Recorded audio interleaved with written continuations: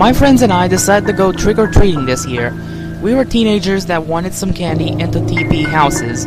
We lived in a massive neighborhood, so there was a lot to go around. After 2 hours of going around the streets, egging and TPing houses, and a very lucky escape from the police, we were ready to end the night. We all stopped at a dark street. Should we go? One of my friends asked. Okay, one more street, another friend replied. I stared down the dark street, unable to see the end.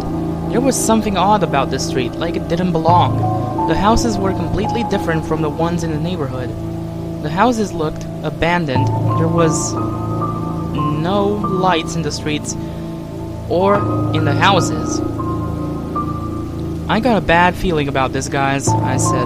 Don't be a pussy, David. We're just gonna egg some houses and leave. If they do call the cops again, we'll sneak out of here.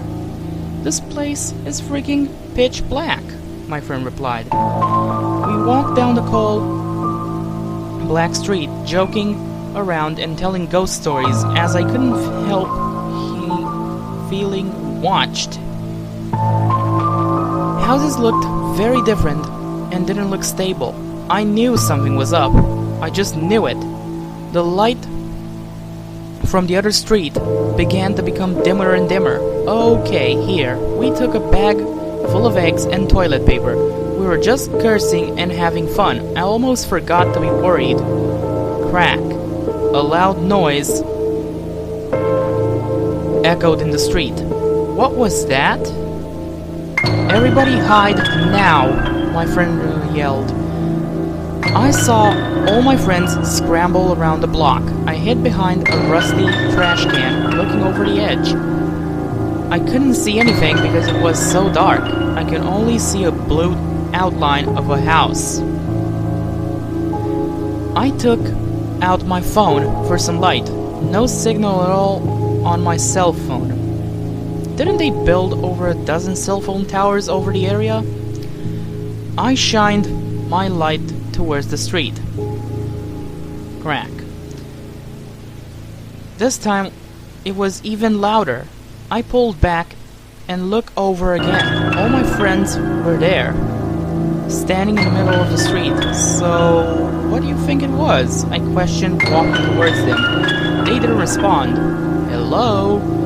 There was something about your soul I cannot take, but I will find a way, they said at the same time. What the fuck? They all charged towards me. I ran and ran. The darkness seemed to continue on forever. I didn't hear them chasing after me, but I didn't stop. I kept looking for a source of light, or just anybody. I slammed my face into a wall. I got up to see a giant skyscraper outlined in blue and plenty fill of them. It was a city without light. I stood there completely shocked. A lot of questions flew into my mind. What just happened? Where am I? Can I get back? These questions flooded my mind. A loud growl roared behind me. I turned around to see wolf-like creatures blended in the darkness. Shit, I whispered to myself. I stood there looking straight at the creature. I regret my decision after that. I ran as fast as I could, hearing the creature's paws hitting the concrete. I stopped at an alley. I think I'm okay, I said to myself. You're far from okay, a similar voice responded. I turned around to see an army of people standing. I tried to run, but another group blocked the other side of the alley. A tall man stood in the front. He was dressed in black and was wearing a hoodie that blocked his face. What do you want from me? I yelled. I want your soul, like I did with all your little friends here. I use this realm to capture as many souls as I want. You bastard, I yelled back. You're different. Your soul is special and very hard to get. And what makes it harder, that you are protected. But no soul is strong enough to keep me out. Get ready to become my puppet. Then they closed in on me. I felt like it was the end. And this was going to be...